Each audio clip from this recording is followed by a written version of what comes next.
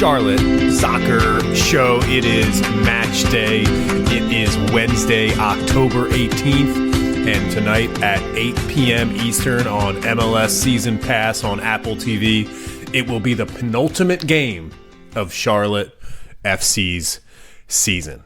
It's a big game. It's a big day, and I'm pleased to be back here for another episode of Charlotte Soccer Show Daily on this historic week of soccer in the QC. Tonight's match, Friday night's match, and Saturday night's match. 3 matches in 4 days, massive matches for both clubs, professional clubs here in town, and we're going to celebrate that on the show. Today is going to be a 100% focus on Charlotte FC match day. Both managers, Christian Lattanzio for Charlotte FC and Tata Martino for Inter Miami, took the microphone on Tuesday and spoke ahead of tonight's big-time matchup. Let's start with Christian Lattanzio and an update on Karol Swiderski. Christian Lattanzio said, quote, "I think Karol will take part in the game. I don't know how. He's a football player and he wants to play." Karol Swiderski made it back to Charlotte to take part in film study with the squad before the squad departed down to South Florida on Tuesday afternoon. So it's nice to know that Charlotte FC's talisman will be with the squad.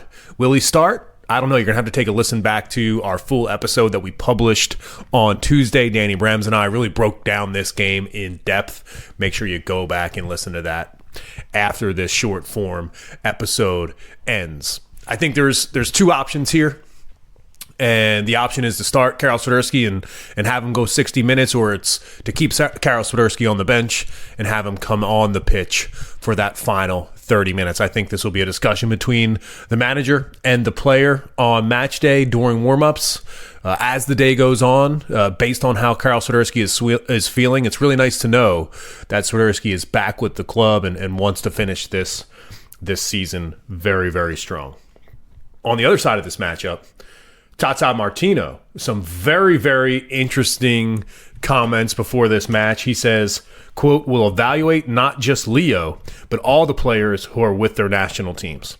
We also have to see that we have no possibility at making the playoffs, and the most convenient thing is to avoid risks." He did go on to say that he was going and planned to put out a strong lineup against Charlotte FC, basically because it's the right thing to do. And you have to finish this season strong, and you have to finish the season with momentum. And it's the right thing to do for the game, for the playoff race. And it's important to respect the integrity of the game and finish the season with an 11 that can line up against anybody in MLS. So that was Tata Martino in the afternoon. Many hours later, after Argentina's 2-0 win over Peru in a CONMEBOL World Cup qualification match, just when we figured because of Tata's comments that Messi wouldn't be playing, all of a sudden, after the game, Messi says that he'll play again for Inter Miami before the MLS regular season ends. Now, what does that mean? He's not going to play today. There's no chance that on back-to-back nights, and by the way, Messi scored a brace in that first half against Peru and looked healthy, looked back fit. So from a fitness point of view, yeah, it's possible that Messi plays again in this MLS regular season. But what seems impossible is that he'll play on Wednesday evening at home in Fort Lauderdale. Maybe he'll be on the bench.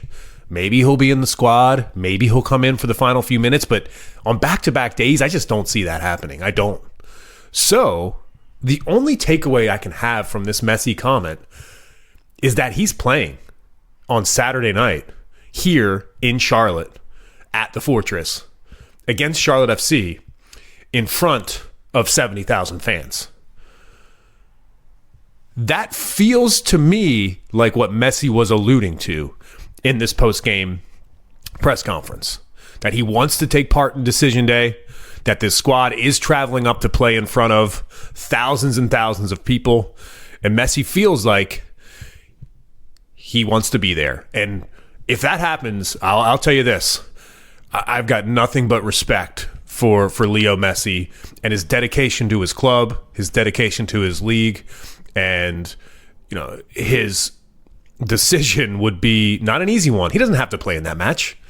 In fact, I would imagine there's a lot of people in and around Leo Messi that are saying to him, hey man, you don't have to play in this match. But if he does it for the love of the game, if he does it to put MLS and Decision Day and Charlotte FC and the Fortress on a global stage, man, that'll be really, really cool for the city. So we'll get to Saturday, but first we've got to deal with Charlotte FC and Inter Miami on Wednesday night. It is match day.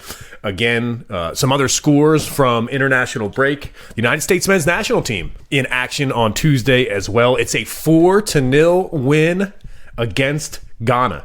Gio Reyna, Christian Pulisic, both on the score sheet as well.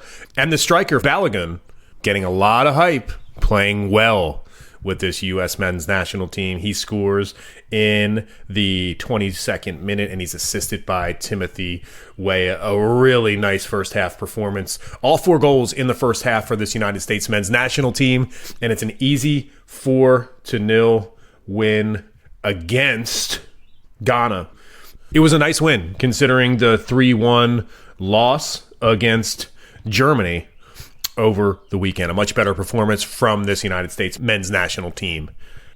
Some other finals in CONMEBOL World Cup qualifying play. It's Venezuela, a 3-0 win over Chile. Venezuela, a squad that is making noise, getting great results. Josef Martinez came in the final few minutes of that match. I doubt he'll be featured tonight against Charlotte FC for that Inter Miami team. Again, back-to-back days, doesn't make any sense. All that travel involved. Could be there in the building, though. There's no doubt about that. And there is another familiar name in Charlotte FC Originals, the OGs. When this roster build came together, there was a player in this Venezuela match that made an impact. And that player is Darwin Machis. He scores a 3rd goal for Venezuela. Another interesting result in CONMEBOL World Cup qualification. Uruguay 2-0 over what looked to be a stacked Brazil starting 11. A really, really nice win for Uruguay, a team that played well, had high expectations at the World Cup in Qatar, and didn't really meet those expectations. But I think Uruguay proving now that this is a squad that will come to North America and Central America in 2026 and qualify for the World Cup and be a team to be reckoned with on this side of the globe. I'm John Hayes. It's the Charlotte Soccer Show. It's a pleasure to be with you here on Match Day. Those are a couple updates from around the world and global football. One local update for you here. I had the pleasure of calling Queens and Virginia Tech last night at Dixon Field here in the QC. A fantastic match last night. Queens going for a historic win over a Power 5 program for the first time in program history. Don't get it done, but it's a 3-2 loss against Virginia Tech, and Queens should be really proud of the way they played in that match. A nice win for Virginia Tech and a entertaining and a perfect appetizer of a football match leading into tonight's game against Miami. So what are we going to do tonight? This game against Miami, so big, so important. You know what we're doing. We're heading over to Elizabeth Parlor Room at Hooligans right there on Elizabeth Avenue in the great, great part of Charlotte called Elizabeth. Make sure you join us. We're going to be there around 7 o'clock, 7:30 for this 8 o'clock kickoff against Inter Miami. There'll be beer specials on tap as well, and we're going to enjoy this game, this important game, and we're going to celebrate Charlotte soccer together as a group. Supporters, tifos, tremendous friends of this show. We really appreciate you. It's been a fantastic year. It's been a busy season, and the penultimate game is tonight. I'm John Hayes. You can follow me on X at John Hayes On Air. You can follow the show at Charlotte Soccer City on Instagram. Make sure you find us there. We'll have some great coverage of Match Day for you. Until next time, until tomorrow, we'll have a recap of this match. Danny Brams and I will be back, but until then, it's for the crown, baby.